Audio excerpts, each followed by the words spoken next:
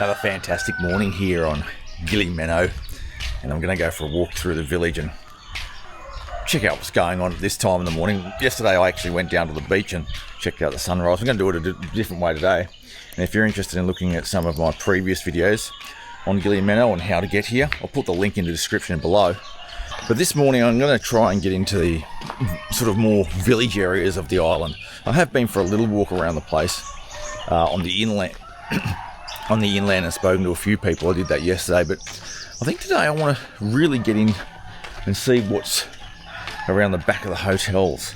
Sometimes on these places it's a little bit difficult to get a good feel of what the situation is. You know, you need to get into some of that stuff. If you can see a sort of couple of houses back there, what goes on back there? Any animals down there? Are people having a feed, or what are they doing? So I'll see if I can get something down some of the back streets here. There are more of these groves of coconut around this side as well. They look like they've been planted at some point. They don't seem like they're too well cared for, and that block of land is just all overgrown. Looks like no one's really, using it. I think what I see quite often in Indonesia is that people will often invest in a block of land and not do anything with it for a while. So instead of just leaving it vacant, they'll put a bunch of coconut trees on it just to, get a little bit of money every now and then. And maybe that's what happens here as well. Mau ke mana? Jalan-jalan naik sepeda.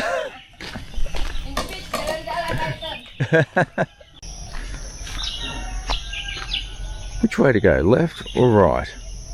Might go right. In that land over there, again, it's sort of a bit overgrown, that land, but there are two large huts, and they're built out of wood. They have proper tiles on the roof. Those two huts are sort of emblematic of the type of huts and accommodation that people live in on the island. The more modern people have actually got into concrete and stuff. But those ones are real old school. I love it. And again, I find myself in a fairly isolated area, which is interesting. Not really on the main drag. A couple of side roads and another building here which is not occupied. It's it's half built. I can hear one of those electricity tokens going off, so it's got electricity to it, I think, but the electricity is just about to run out, or has run out. But that's weird. Oh, another one, half completed. Well, that looks like it might have been there for years. Half completed. People have run out of money, it looks like, while they're in the process of building. One of the interesting observations about Gili Meno compared to Bali is that once you get out of Bali, the number of stray dogs goes down to almost zero. Some places you'll have a few. Here you don't have any. You have a lot of stray cats though, and that's a religious thing as well. Muslims in Indonesia generally don't like dogs because there are issues with religion and dogs. If you get licked by a dog, for example, you've got to wash your hands in dirt and that sort of thing to cleanse yourself, and you can get around it. You can own a dog if you're a Muslim and get around it, but in my experience in the villages, you either have a village that has dogs to ward off wild pigs that come and raid the vegetable crops, or you have villages that don't have any dogs. And this is one of those ones where there are no dogs. Oh, some cats.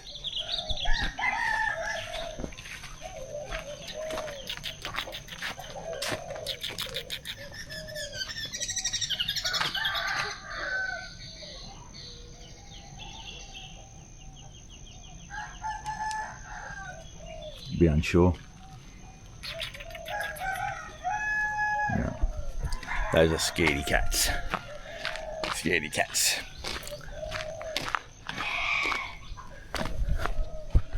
This is a village. Look at it. It's beautiful.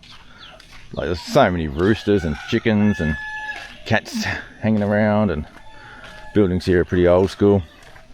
We've got those bamboo walls and asbestos roofs. We've got a few horses over there as well.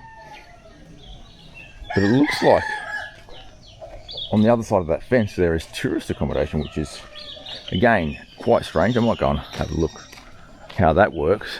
Tourist accommodation right in the middle of the kampung. And a kampung's a word that we would use for, you know, more traditional village. You can get kampungs in the city as well, but it's a little bit controversial to call something in the city a kampung.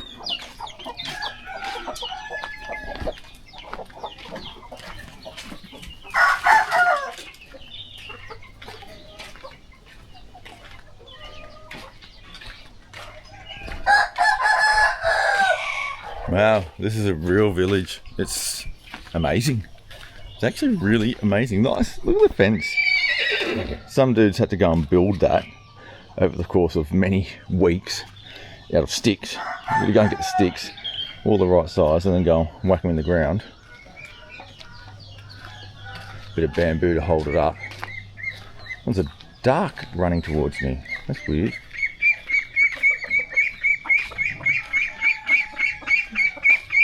Couple of ducks there. Oh, they're a bit smaller. Yeah, amazing. Yeah, most of the houses here are buggy boy. Most of the houses here are those older style ones, wood, bamboo. Some have got tiles on the roof. Some have got asbestos, and some have got, you know, tin sheets. Well, that's solid wood. That one, nice. There's a bit of a concrete and those blocks, and this one's sort of a combination of wood and concrete. Often they'll get the bathroom made out of concrete and the rest of it's just traditional wood style. Oh, I'm coming up to the road now, the paved road. While I'm walking to the other side of the island here, just wanted to talk about what where I went last night for dinner. One of my viewers from the last video told me to go to Warung Pakman, which is not far from where I've been staying anyway. So I went over there last night and the food there was absolutely wonderful. Really flavoursome, good food. I highly recommend going there. I didn't get a chance to review it, but I had some really tasty food there. Prices are just so cheap. And the guy that's running it is a really knowledgeable guy. He's been around for ages, has travelled all around Indonesia, knows his stuff, and a really nice guy as well. So Warung Pakman, you need to try that. The other thing I was thinking about was I spoke to the lady that runs the guest house that I'm staying at. I wanted to talk about the rubbish situation here and see how it's handled, and it was really interesting what she said. She said that the rubbish is picked up from all around the island and taken to a boat and then shipped off to Lombok because they don't have enough space on this island to run a rubbish dump, which is really cool. It means you don't have to have people burning off every morning. And I was actually curious about that because I haven't really seen too many people burning off rubbish, which is a common thing in Indonesia. If you've got rubbish that you can't get rid of, you'll start burning it. But here, they've got a great system of getting it away from this tiny, beautiful island. So I'm arriving at the beach at the northern end of the island, so that the sun will be rising on my right. And it's pretty quiet. There are no people here. It's just stunning, just stunning. Obviously the best views are in that direction, so I might head that way. Last night I actually I slept with the fan on, just mainly so it gives a bit of white noise. And I found that really helped with the noise of the roosters. There's, in this village, or in this island, there are chickens and roosters everywhere, and they do cause a bit of a ruckus through the night. So what I would advise is that you either bring earplugs if you're coming to a place like this, or sleep with a fan on, or have some other way of creating white noise, because otherwise they will wake you up. It's not really the done thing to walk off the beach in a bikini and then walk into town. You know, I mean, if you did that in Australia, it'd be pretty weird. I mean, you might not get anyone saying anything, but people would stare. If you walked into downtown Sydney in a bikini, it's odd. Well, here it's the same. If you come off the beach and walk all the way into your hotel that's right in the centre of the island, and all you've got on is a bikini, it's not on. And there's actually signs up around the place saying, please don't do that. That's not the done thing here. And I think it's okay. It's the same in Bali, by the way. You're not really supposed to be doing that in Bali as well. It's not the done thing, even though people do it and get away with it. It's not really the done thing. And I suppose that leads on to the question of what sort of an island this is. Is it a place that you really would want to come if you love going down to the beach, having a few beers and that sort of stuff?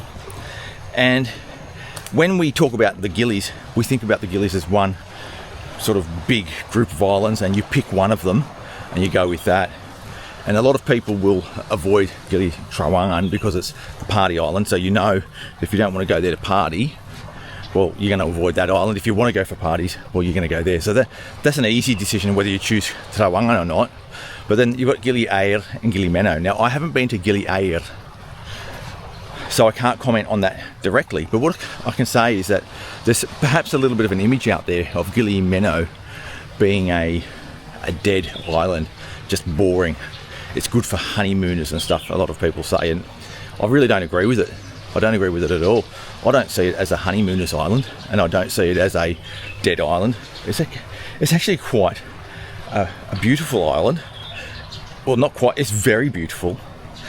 There are a lot of facilities here. There are lots of fantastic accommodation options at all different price ranges. The restaurant selection is huge. It's not just warungs. There are classier places to eat as well. But it is very quiet. It's a really relaxed, laid-back place. And if you're the type of person that just needs peace and quiet, aside from roosters, you need to come here. You need to come here because it's the place that is just so laid back and relaxed. And you're not going to really be hassled by anyone. People are lovely, actually. I've actually had good interactions with absolutely everyone on this island. Just fantastic people. Even the Chidomor drivers don't hassle you. They just ask you if you want to go on a horse and cart, and if you don't, that's okay. It's really beautiful, really beautiful. I love it. I love it here. Unfortunately, the sunrise over Gunung Rinjani is not as spectacular as it was yesterday. There's a bit of cloud above those mountains, probably lingering from that storm we had yesterday as well. And then all across Lombok, it's a little bit cloudy. But here on Gili Meno, I've got bright blue sky above me. And it looks like it's going to be another wonderful day on the island. But for me, it's a bit unfortunate because I'm leaving today. So what I'm going to do, I'm going to head back to my accommodation, just show you exactly what sort of place I'm staying in, how much I'm paying, give you an idea of what your budget should be when you come here. And then I'm going to have to head back to Bali and get back to all things Sanua. This place is about as village life as you can get. I love it. So let's talk about the budget. Well, I'm paying $300,000 a night for my accommodation. That's your biggest expense. I'm paying probably, when I look at it, probably $75,000 for a meal with drinks. Like that's your meal and your drinks. So you make $30,000-$40,000 for your main meal, a couple of drinks, and then you get to about $75,000. So that's $375,000. You're going to get 2 meals, so that gets you to $450,000. My breakfast is included in the room price, so I'm paying $450,000 a day, and then you might want snacks on top of that or a couple of drinks. Let's say $500,000. I'd say that's pretty at the lower range, unless you're going to do a really cheap accommodation. So $500 a day is pretty much in the ballpark. You're going to need to pay for your ticket here and your ticket home. I'm paying $450 for my ticket, boat ticket, and land transfer once I get to Bali.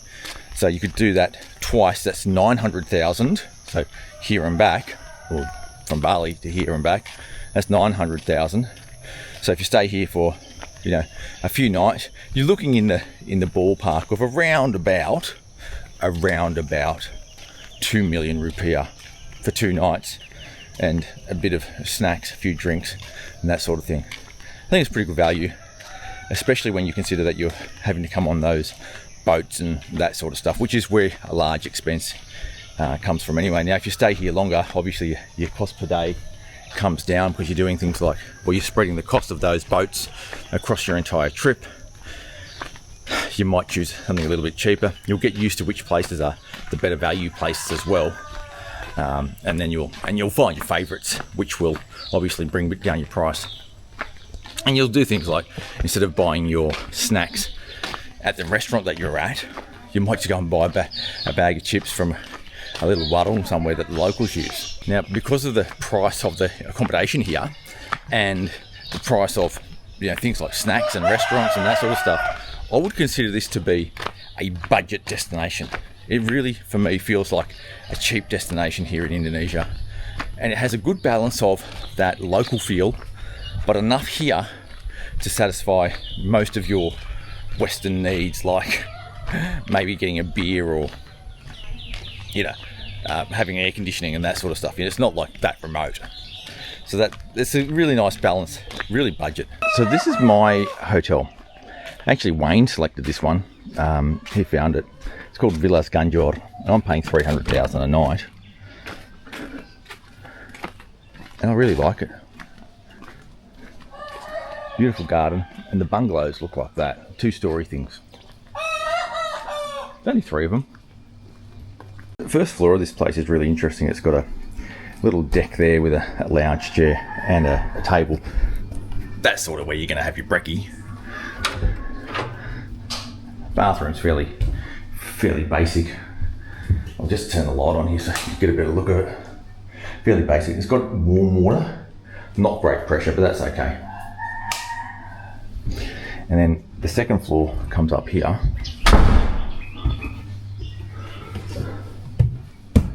To a little landing area where you can sit out here again. You've got your sink and stuff, which is where you brush your teeth.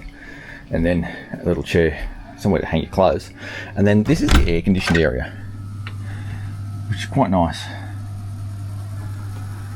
We've got the curtains closed because during the day the sun comes in and beats through there and becomes really hot. But I've got the fan going as well. It's quite cool in here. And then you have a little deck or balcony. And your outlook is spectacular. It's a tropical paradise. And there's a little guest down there by the name of Wayne. I'm just going to wrap it up there.